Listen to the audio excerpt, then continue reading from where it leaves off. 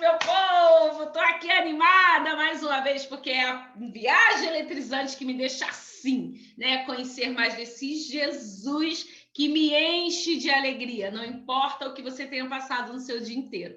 O que mais importa é que agora você vai conhecer um pouquinho mais dele com essa mulher maravilhosa de blusa vermelha que eu amo, minha irmã Cíntia Tanuri. Vem viajar aqui junto com a gente. Minha irmã, vem para cá, porque tá com você agora. Boa noite, graça e paz. Bom estar aqui. Esse é o lugar que eu queria estar. Deus é bom. Vamos viajar, hein? Obrigada, Mônica, por mais uma vez essa acolhida tão gostosa. Antes de seguir viagem, ela é eletrizante. Acho que vai ser de foguete mesmo hoje, hein? Vamos estar orando, vamos convidar o autor dessa palavra, vem conosco, Espírito Santo de Deus. Pai querido, nós te adoramos em mais um momento que o Senhor nos preparou para estarmos juntos em comunhão contigo pela palavra e uns com os outros em uma só fé. Nós te agradecemos porque a tua palavra é viva, verdadeira, poderosa, mais eficaz do que espada de dois gumes, que penetra a divisão da alma, das juntas, das medulas, discerne os pensamentos, as intenções do nosso coração, Pai. E nós te pedimos nessa noite, Espírito Santo de Deus, o autor da palavra, vem iluminar as nossas mentes. Fala conosco, nos ensina, atrai o nosso coração para o Senhor, cativa o nosso coração e a nossa mente a Ti, Senhor. Nos ensina um pouco mais de Ti. É o que nós te pedimos em nome de Jesus. Amém, amém, como diz Rita Guimarães, amém. Vamos que vamos. Então, estamos viajando com Jacó e Jacó agora em fuga. Jacó está fugindo, se preparando para fugir. Estamos no livro de Gênesis, capítulo 31. E o que nós temos aqui nesse capítulo 31, hein, meu povo? A fuga de Jacó. Se você está com a sua Bíblia aí, se não, me acompanhe aqui na leitura. No verso 1, nós vamos ler exatamente isso. Jacó, porém, ouviu falar que os filhos de Labão estavam dizendo: Jacó tomou tudo que o nosso pai tinha, juntou toda a sua riqueza à custa do nosso pai. Vamos entender o que está acontecendo aqui. Vamos ver que contexto é esse que nós estamos. Como nós falamos na última quarta, o Senhor abençoou Jacó sobremaneira, sobrenatural, hein? Labão tentou de todo jeito. Jacó fez um acordo com o sogro. Jacó queria ir embora, o sogro falou: não, se você me considera, fica. O sogro disse para ele, Labão vai dizer para ele: olha, eu sei que eu estou próspero, que o Senhor me abençoou por tua causa. Lembram-se disso? Aí, então, Jacó resolve ficar, mas fala, então, vamos acertar aqui as coisas. Né? Labão propõe um valor, um salário, ele diz, não quero isso.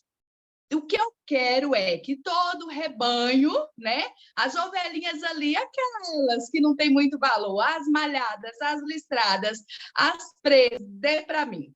E assim foi feito o acordo. Eu disse para vocês que ninguém em sã consciência faria uma proposta dessa, hein, Mônica? Tinha vantagem nenhuma na proposta dessa. Mas a gente entende aqui no capítulo 31 por que Jacó fez isso. Labão concordou, mas no final das contas, Labão deu uma rasteira em Jacó de novo. Mandou pegar todas essas ovelhas que estavam no acordo e sumir com elas. Mas, mesmo tendo ficado sem nada, o Senhor, de forma miraculosa, maravilhosa, sobrenatural, faz com que duas ovelhinhas ali, acasalando branquinha com branquinha, nasceu o filhote malhado. Como é que se explica isso? Não se explica. Então, o que nós estamos vendo aqui no capítulo 1 é que os filhos de Labão, os primos de Jacó, estão dizendo assim, está errado esse negócio. Jacó só pode estar roubando. Não tem outra explicação. Então, eles levantam agora a acusação de roubo contra Jacó.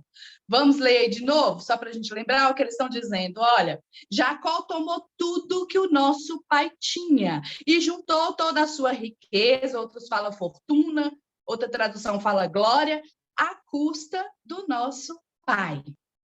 Essa é a acusação agora. Esta é a acusação. Apareceu alguma coisa aqui. Cortou aí, gente? Cortou? Tá legal? Essa é a acusação agora que está sobre a vida de Jacó. Então, eles não conseguiam compreender, porque realmente, como eu disse, que tivesse um professor de biologia aqui no nosso meio, né, e a gente perguntasse para ele, ele ia confirmar, não tem como.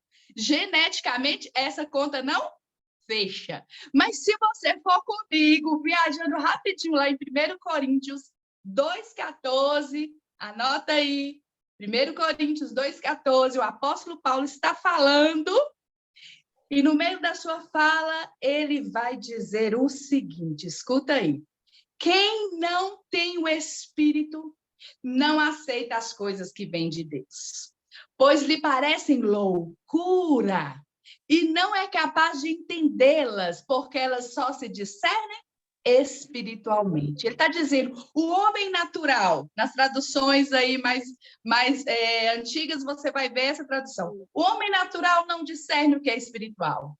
Ele não consegue entender, para ele é loucura. É isso que os primos de Jacó estão dizendo. Que conversa é essa que Deus te abençoou, hein?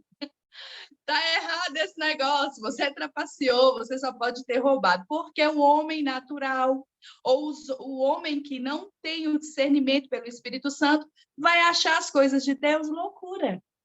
Não tem como esse rebanho ter crescido tanto. Ultrapassou o rebanho do nosso pai. Você hoje está mais rico que o nosso pai, não tem como isso.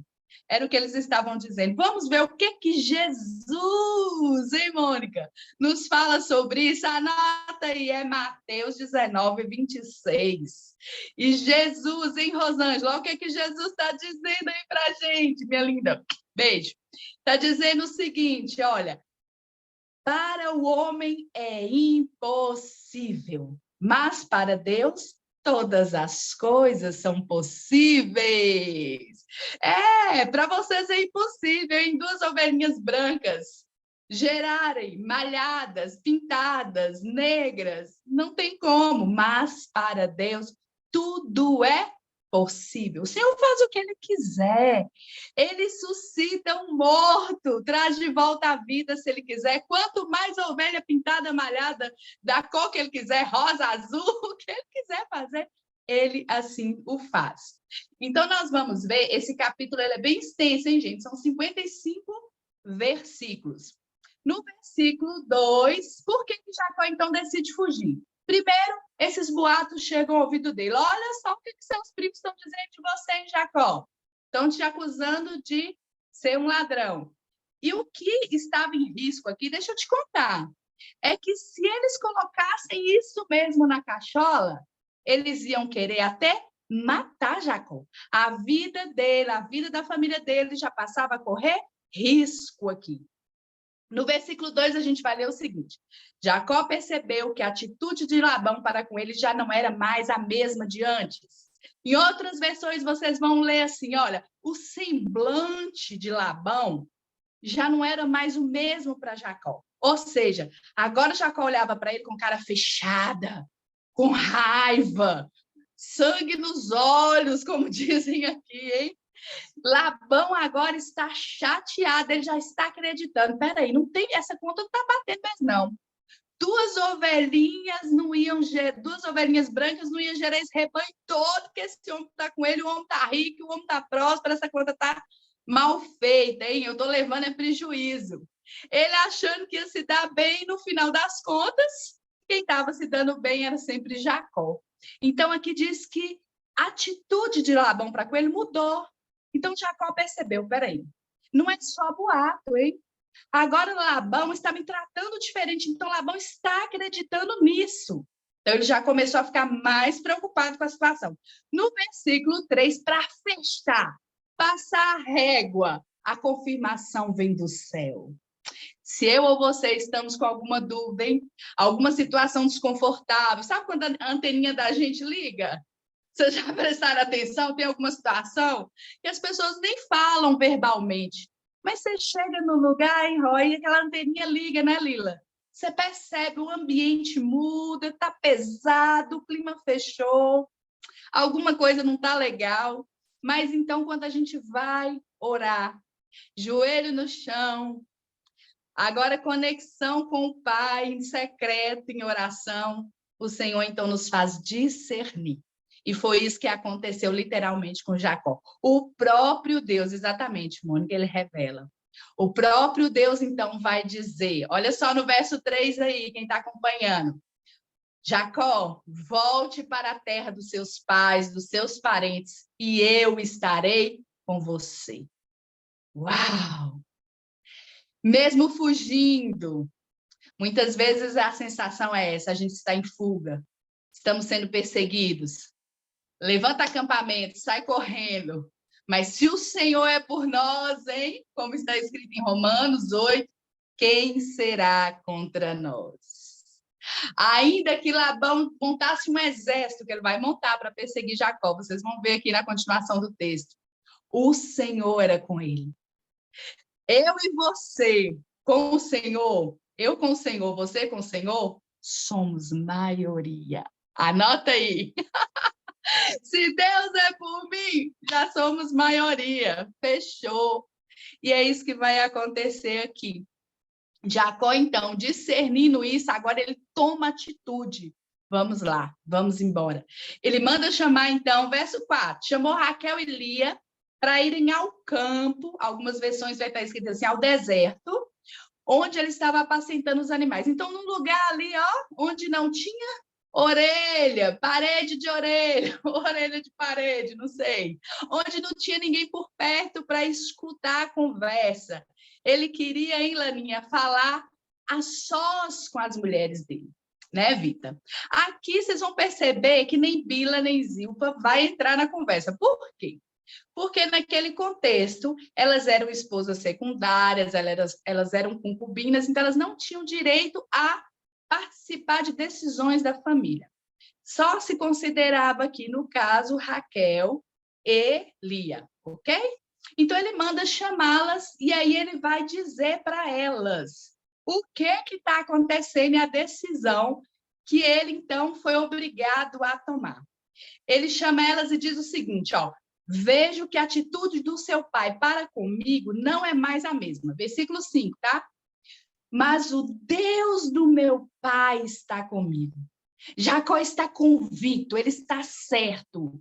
Olha, o negócio deu ruim para a gente aqui, não tá bom não, mas o Deus do meu pai é comigo. Então, ele está dizendo para elas, o seu pai mudou comigo. A situação agora ficou estreita, não dá mais. É aquela hora que dá o basta, sabe? Ele diz assim, ó, já deu. Vamos embora, mulheres. Vamos pegar tudo que é nosso, ó, e pé no caminho. Então, no versículo 6, ele vai dizer, vocês sabem que eu trabalhei para o seu pai com todo empenho. Nessa tradução no hebraico, mais do que a palavra empenho, ele vai falar diligência, honestidade, com zelo. Por que ele está tendo essa conversa com as mulheres? Não é só para comunicar a decisão dele. É porque, caso elas estivessem, né, ouvindo esses boatos, e se houvesse no coração delas alguma dúvida a respeito da honestidade do esposo, ele está dizendo, vamos esclarecer as coisas? Vocês sabem como eu trabalhei para o pai de vocês. E Jacó trabalhou, gente, 14 anos para Labão. Não foi pouco, hein? Já tem 20 anos que ele está aqui, mais 6 anos trabalhando. Então, ao todo, 20 anos trabalhando sem um salário fixo. Aí, só depois desse acordo é que ele começa, então, a ter direito a alguma coisa. E agora que ele teve esse direito, que era dele, está sendo chamado de ladrão. Então, ele diz para elas, olha, vocês sabem como eu trabalhei. No verso 7, ele fala, mas ele me tem feito de tolo. E na versão original no hebraico, ele tem me feito de idiota. Ele está dizendo assim, eu fiz papel de idiota. O seu pai mudou o meu salário, né? Mais de 10 vezes. Ele tentou de todas as vezes, de todas as formas me prejudicar.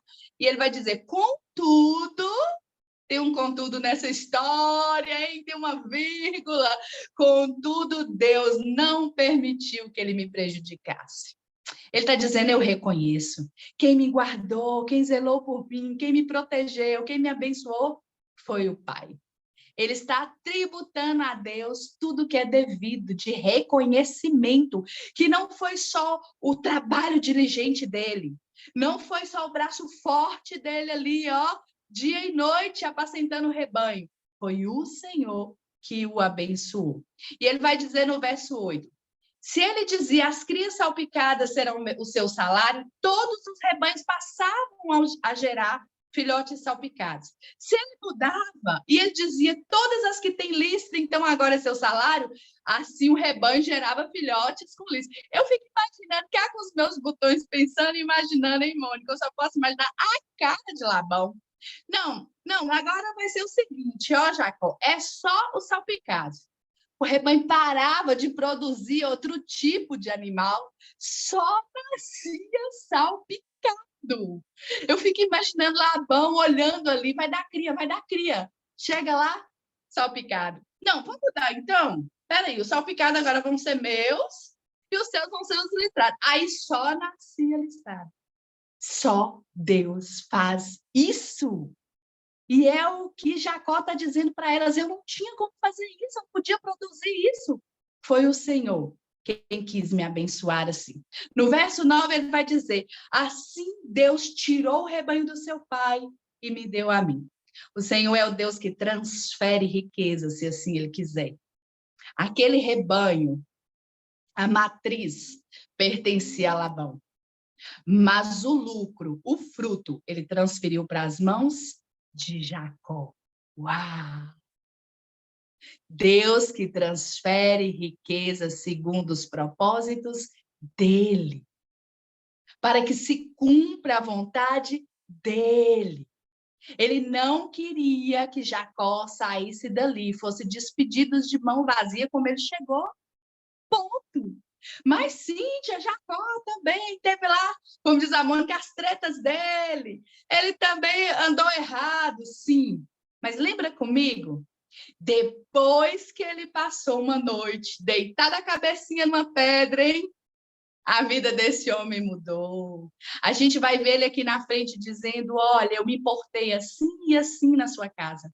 E realmente, nessa escola de tratamento da casa de Labão, que o Senhor deu para Jacó, o caráter dele estava sendo talhado. E a gente vai ver um outro homem com uma outra postura. Jacó, de fato, honrou todos os compromissos dele naquele ano. Jacó estava em intimidade com Deus, ele ouvia, ele discernia a Deus, ele não só escutava agora falar de quando seu avô Abraão se encontrou com Deus, de quando Deus falou com seu pai Isaac, agora ele escuta Deus dizendo, vai, faz assim, desse jeito. Agora é relacionamento íntimo com Deus que Jacó está desfrutando. Continua sendo homem, mortal, sujeito a falhas, a tropeços, mas agora o desejo dele é andar em obediência a Deus, e a gente vai perceber isso nas atitudes de Jacó. Se aqui dentro muda, aqui fora as atitudes também vão ser diferentes. Se aqui dentro mudou, o linguajar, o jeito de olhar a vida, o jeito de você pensar, tudo muda, não tem como não mudar. E é isso que a gente vai perceber na vida de Jacó. Então, Jacó continua dizendo para elas, no verso 10 aí, ó, na época do acasalamento, eu tive um sonho em que eu olhei e eu vi os machos fecundarem um rebanho. E esses machos tinham listras. Eles eram salpicados ou malhados. E no sonho, o anjo de Deus me disse, Jacó. E eu respondi, eis-me aqui. Versículo 12. Então, ele disse, olhe e veja. Tenho que dar uma paradinha aqui. Olhe e veja. Ele está dizendo, Você vai olhar e vai ver pela fé. E ele está dizendo, olha, presta atenção no resto do versículo, hein? Olhe e veja que todos os machos que fecundam o rebanho têm listras. Jacó precisava olhar pela imaginação dele, trazer à existência o que não tinha. Como eram os machos do rebanho de Labão, meu povo? Branco! Mas o anjo disse, olha e veja machos listrados, malhados, salpicados. Enxerga isso, Jacó! É o que Deus está dizendo. Enxerga isso, Jacó. E aí, então, ele continua, né? Porque Deus tem visto tudo o que Labão lhe fez. O anjo diz, sabe por que isso vai acontecer? Porque Deus tem visto. Deus tem visto a minha vida e a sua vida. Preocupa não com o que os outros estão falando, fazendo. A nossa preocupação tem que ser em não pecar para com o outro. Eu tenho cá esse temor e essa preocupação. Digo, pai, eu não quero desonrar ninguém. Estão falando. Às vezes é difícil ouvir, hein, gente? Às vezes dói, fere. Não sei se com você aí é assim, mas eu peço ao Senhor em todo tempo, me dê sabedoria, prudência e me ensina a honrar o Senhor em primeiro lugar e o outro, porque o resto é com Deus. Ele fará seu tempo, às vezes parece que demora, às vezes parece que nada está acontecendo, hein? Jacó foi 20 anos nessa situação. Será que Deus não estava vendo a atitude de Labão desde a primeira vez, quando ele enganou ele na troca das esposas? Claro que estava, em vida. Estava vendo, desde o dia que Labão deu uma esposa no lugar da outra. Será que Deus não estava vendo quando Jacó foi injustiçado de novo? Depois de ter trabalhado 14 anos, ele trabalhava animadão, hein? Tá chegando o dia do meu casamento, vou me casar com minha amada. E depois ele precisa trabalhar mais 14 anos por ela? Sim, mas agora chegou a hora que Deus diz, eu vi, e agora vai ser assim. O nosso coração precisa aprender a descansar em Deus. Oh, lição difícil! A gente é ansioso, a gente é precipitado, a gente quer tudo para ontem. Deus, está vendo? Está difícil. Mas o Senhor sabe, e Ele tem a hora certa. O relógio de Deus não adianta nem atrasa, já disse algum sábio por aí. E eu assim o creio. O tempo de Deus é preciso. E há um porquê. Tudo precisa ser selado debaixo da bênção do Senhor. Se eu e você quiser fazer justiça própria, talvez Jacó pudesse ter tentado fazer isso antes, ele não sairia daquela terra tão abençoado como ele saiu. Se ele quisesse roubar Raquel para não trabalhar mais 7 anos, ele estaria já fugindo de Esaú, depois fugindo de Labão, fugindo como enganador. Não, ele vai sair como um homem de honra. Ele vai sair limpo, ele vai sair honrado, ele vai sair abençoado. E é assim que eu e você temos que desejar andar e viver nessa conduta de vida. Vale a pena, eu te digo. E aqui, então, ele continua dizendo, né? Só que ele vai falar aqui, olha, no verso 13, sou o Deus de Betel. Aquele anjo, então, dizendo, a gente sabe quando tem essa versão do anjo, é o próprio Cristo. Eu sou o Deus de Betel. Sabe aquele Deus que você viu, que falou com você, com cabeça na pedra? Sou eu. Onde você ungiu aquela coluna, lembra? Ali nós fizemos um voto, sai agora dessa terra. Volte para sua terra natal. Então, Jacó aqui está contando tudo para que eu estaria tim por tim, como diz aqui na minha terra. Quanto tempo falta aí, Lila? Me fala aqui. Então, Jacó detalha. Foi assim que Deus me falou, foi assim que aconteceu. Eu disse aqui na última quarta que quando Jacó, então, pegava aquelas varas e colocava ali no bebedouro em vida, e ele tirava a casquinha verde, né? Deixava uma parte branca, uma parte verde, e colocava de frente para o rebanho quando eles iam acasalar. Na verdade, não era para que os animais olhassem para aquela vara e então fossem induzidos a terem crias diferentes da sua cor. Era para que o próprio Jacó, olhando para aquilo, se lembrasse do que Deus havia dito a ele. Olhe e veja o macho malhado, salpicado, listrado. Eu penso cá com os meus botões que aquilo era um ato profético, Rô.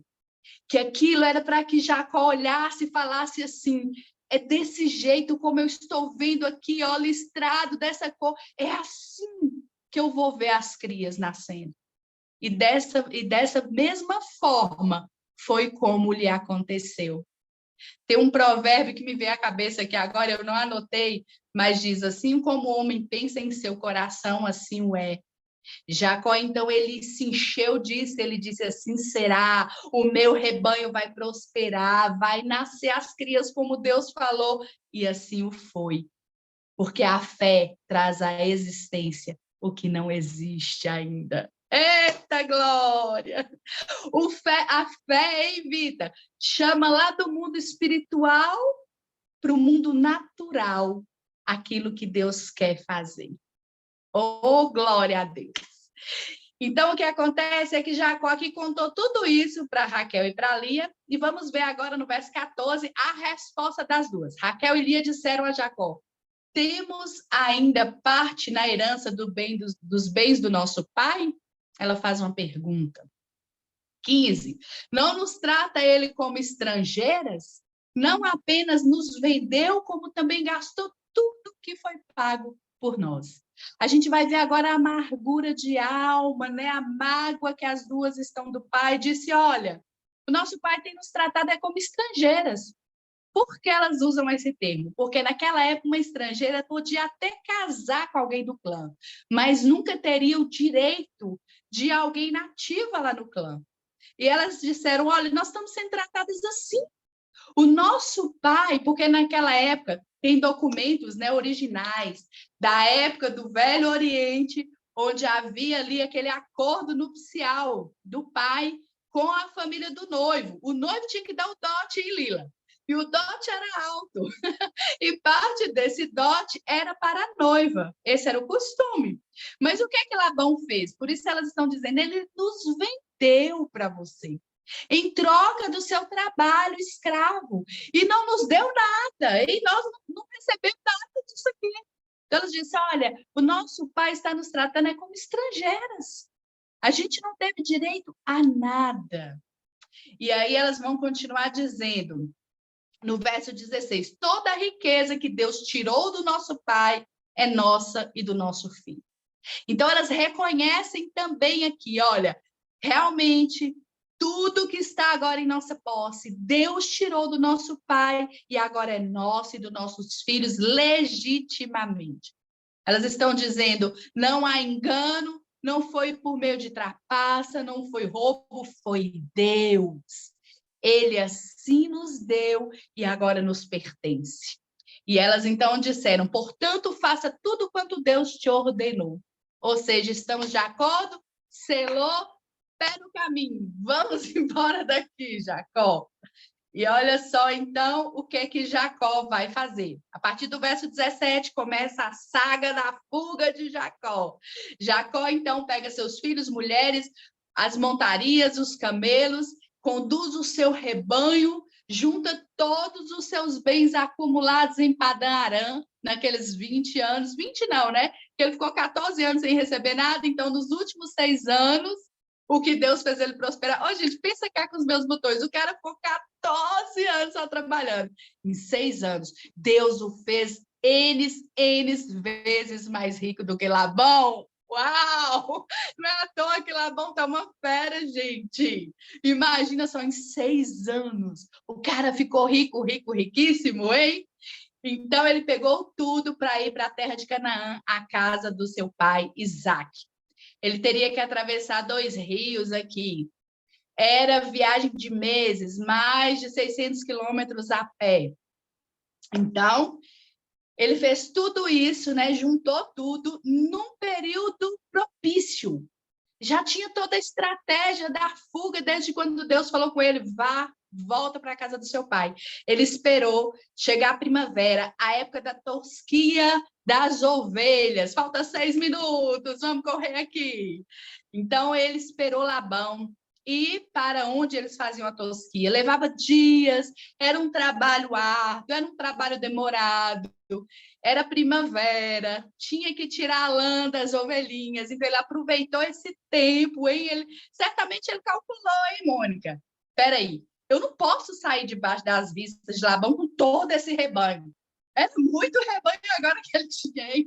Já tinha muito filho, 4 mulheres e um monte de rebanho, não dá para sair despercebido. Então ele espera a primavera, espera a época da tosquia dos animais, e ele então bola todo esse plano para a fuga dele.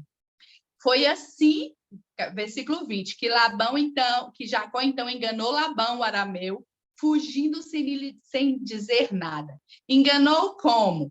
No sentido de que Jacó não o comunicou, não se despediu, não deixou nem um bilhetinho lá na geladeira, hein? Tchau, fui. Jacó só junta tudo e fala, vamos embora. Porque se ele já estava sendo acusado de ladrão, certamente, se ele falasse, estou indo embora com meu rebanho, o pescoço dele estava em jogo. Se ele morre, o rebanho volta todo para Labão. Então, Jacó diz, eu preciso, fugir daqui novamente. Meu pescoço está em jogo de novo, mais uma vez. 3 dias depois, somente 3 dias depois, Labão, então, é informado que Jacó tinha fugido. Como eu disse, Labão estava à distância dali, num lugar próprio, onde eles levavam para as montanhas para fazer todo aquele trabalho, tirar a lã. Então, só 3 dias depois é que chega a notícia. Seu genro fugiu, levou tudo. Labão, então, verso 23, tomando consigo os homens da família, ele monta um exército, pega só os homens e persegue Jacó por 7 dias e o alcança nos montes de Gileade. Quantos minutos aí, Lila, para ver se dá para a gente, vai ter que encerrar por aqui para a gente continuar na próxima, hein? 4 minutos, não vai dar para falar muito aqui. Mas o que acontece é que antes de Labão chegar lá, como eu disse, armado até os dentes, com um exército de homens em fúria, eu quero o meu rebanho, eu quero o que é meu. Ele acha que ele vai escapar, só que antes dele chegar, alguém o pega no caminho. O próprio Deus visita agora Labão em sonho e vai dizer, não faça nada com ele, hein? É isso que eu e você podemos nessa noite descansar o nosso coração. Deus é por nós, Ele zela pela nossa vida, Ele está de olho em tudo e Ele faz com que todas as coisas cooperem ao nosso favor. Amém! Vamos continuar essa saga de Labão, porque vai dar treta, hein? Raquel vai roubar o pai. Meu Deus, o que essa mulher faz, Jesus? Vai ter confusão na próxima quarta, mas o Senhor é por eles. Coloca tudo no prumo, porque esse é o nosso Deus. Amém? Até a próxima quarta, então, se assim o Senhor nos permitir, e que no meu coração e no seu jamais se aparte essa verdade. Se Deus é por nós, quem será contra nós? Amém? Amo viajar com vocês. Obrigada pela companhia. Até a próxima quarta.